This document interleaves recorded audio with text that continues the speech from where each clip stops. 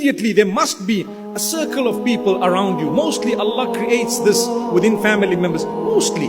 There are some exceptions and I'll perhaps get to that. But mostly when you have a circle of people around you who care for you, how are you? Is everything okay? I'm coming, I'll be there just now. Or we're together in this, I'm going to help you, I'm going to do this and do that. That's a big blessing. But in order to have that circle around you, you need to be very tolerant and you need to be very forgiving and you need to be broad-minded in a certain way, because Allah did not create those people with your mind and your emotions. Even your father and your mother, those who are your parents and gave birth to you, they don't think the same and they don't have the same emotions and they're not replicas of you. They probably would be similar in some ways but very different in many other things. So in order to enjoy family, you need to be forgiving, you need to be accommodating, you need to be tolerant, and you need to sacrifice a little bit.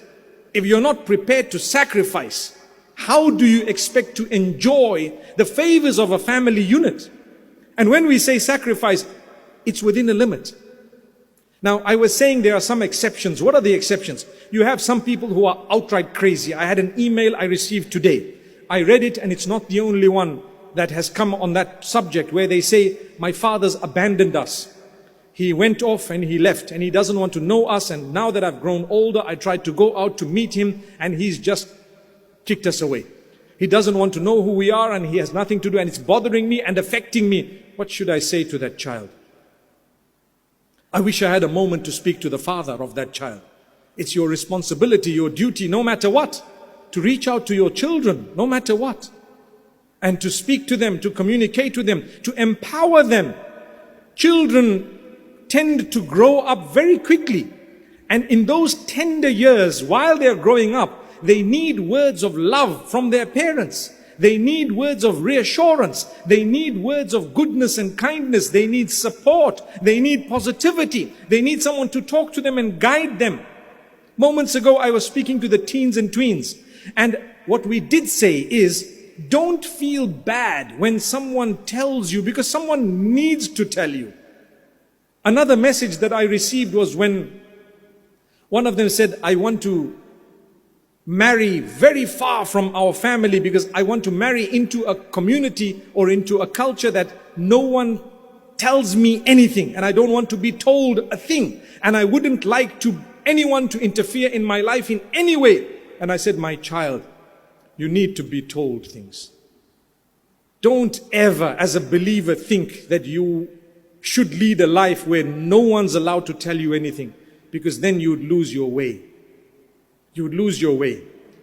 Your parents are there to tell you. Your mother is there to nag at you. It's normal. It's natural. They want goodness. They want you to grow up in a beautiful way. They're going to tell you, don't do this and don't do that, and don't dress this way and don't dress that way.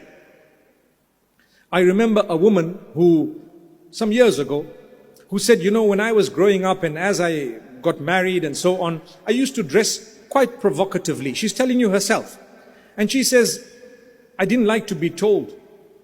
But still I was a little bit afraid of my parents. So when my parents were around, I used to try, to perhaps dress a little bit more modestly and so on. But now that I have my own child doing things that are way beyond what my imagination would have allowed me to do when I was growing up, I really can't tolerate this.